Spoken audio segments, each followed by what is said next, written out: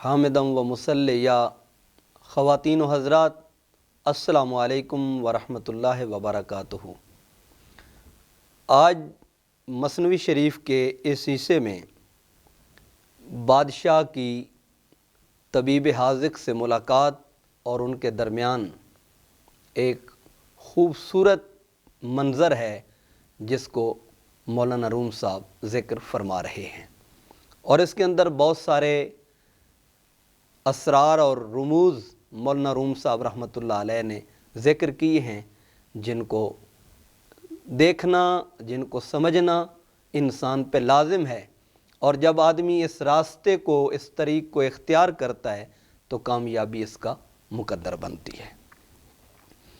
شاہ چو پیش مہمان خیش رفت، شاہ بود و لیک بس درویش رفت۔ بادشاہ جب اپنے مہمان کے سامنے گیا، تھا بادشاہ لیکن درویش بن کے، فقیر بن کے وہ مہمان کے سامنے گیا۔ دست بے کشاد و کنارانش گرفت، ہم چو عشق اندر دل و جانش گرفت۔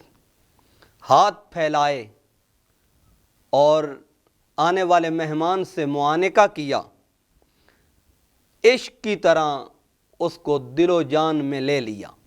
یعنی آنے والا جو تھا طبیب حکیم، وہ شیخ کامل کے روپ میں تھا، اور بادشاہ جو تھا یہ مرید اور طالب کے روپ میں تھا۔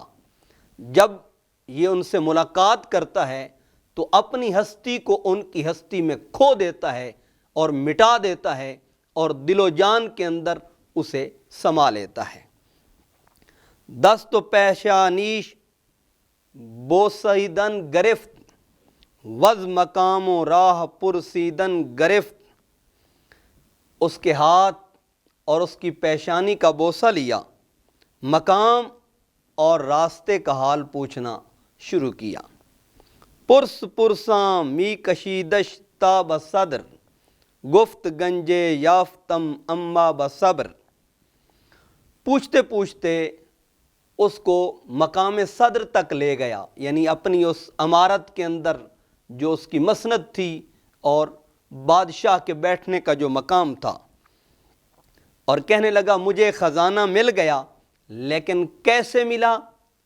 تھوڑا سا انتظار کرنے سے، تھوڑا سا صبر کرنے سے، اور تھوڑا سا انتظار کرنے سے۔ اور انتظار کے بارے میں، صبر کے بارے میں پھر اس حقیقت کو واضح کرتے ہوئے رومی فرماتے ہیں، صبر تلخ آمد ولیکن عاقبت، میوہ شیریں دہد پر منفیت۔ فرمایا صبر کڑوا ہے، جتنی دیر انتظار کرنا پڑتا ہے بندے کے لیے مشکل ہے، لیکن اگر صبر کے نتیجے پہ نگاہ رکھی جائے تو اس کا پھل نہایت شیریں اور میٹھا ہے۔ گفت اے نور حق و دفع حرج، مانی صبر مفتاح الفرج۔ کہا اے اللہ کے نور اور تنگی کو دور کرنے والے، صبر کشادگی کی چابی ہے، اور اس کا جو مصداق بنتا ہے تو وہ یقیناً خزانے تک پہنچ جاتا ہے۔ اے لکائے تو جواب ہر سوال، مشکل از تو حل شود بے کیل و کال۔ اب بادشاہ شیخ کو اور مرشد کو یہ کہہ رہا ہے، جو طبیب حاذق کی صورت میں اور طبیب ماہر کی صورت میں ان کے پاس حاضر ہوا تھا، کہ اے تیری ملاقات ہر سوال کا جواب ہے۔ جب تو ملتا ہے تو مجھے کوئی سوال کرنا نہیں پڑتا، بلکہ سوال سے پہلے مجھے جواب مل جاتا ہے، اور تیری ملاقات ہر مشکل کا حل ہے۔ جب تو ملتا ہے تو مشکلیں دور ہو جاتی ہیں، مشکلات ٹل جاتی ہیں، اور جو مقصود ہے وہ بندے کو آسانی سے مل جاتا ہے۔ ترجمان ہرچ مارا در دلست، دستگیر ہرچ پایش در گلست۔ کہا ہر اس چیز کا تو ترجمان ہے جو میرے دل میں ہے. اور دل میں کیا ہوتا ہے؟ مطلوب کی محبت، محبوب کی محبت، جس کا وصل حاصل کرنے کے لیے انسان دنیا میں آیا ہے.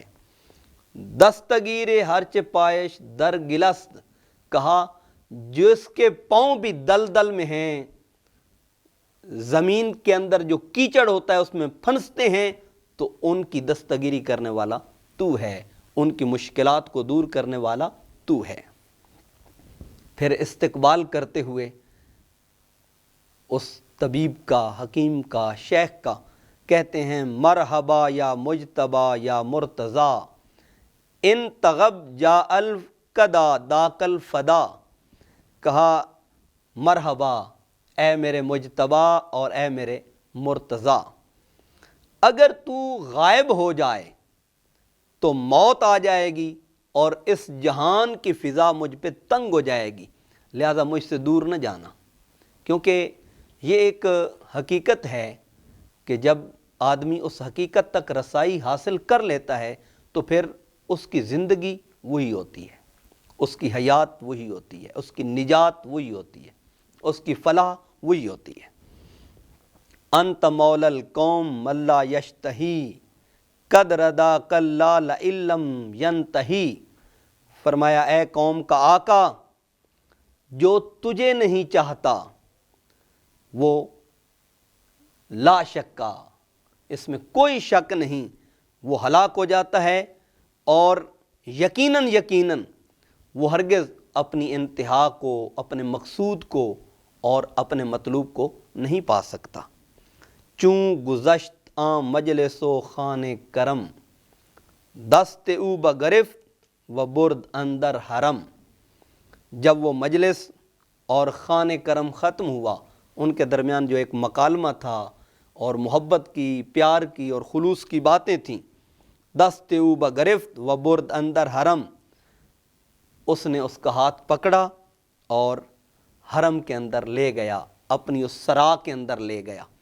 مراد کیا ہے کہ جو مطلوب تھا اس کو وہ اپنے من میں بٹھانے لگا اور اپنے دل کی دنیا کو وہ آباد کرنے لگا.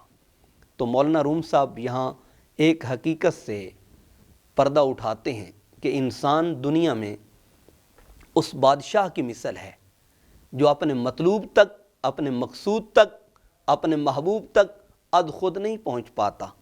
اس تک پہنچنے کے لیے کسی طبیب، کسی حکیم، کسی مرد خود آگاہ کی ضرورت ہے، جو اس کا ہاتھ پکڑے اور اس کے دل سے غیر ما سوی اللہ کے نقوش مٹا کے اس کے دل کی دھرتی کو پاک کر کے محبوب کے لائق بنا دے، مطلوب کے لائق بنا دے اور اللہ کے انوار و تجلیات کے لائق بنا دے. اس سے واضح ہوتا ہے کہ انسان اپنی منزل تک پہنچنے کے لیے کسی استاد ماہر کا، کسی حکیم حاذق کا، کسی مرد کامل کا محتاج ہے، جو اس فن کے اندر مہارت رکھتا ہے کہ وہ اسے منزل مقصود تک پہنچا دے. وما توفیقی الا باللہ.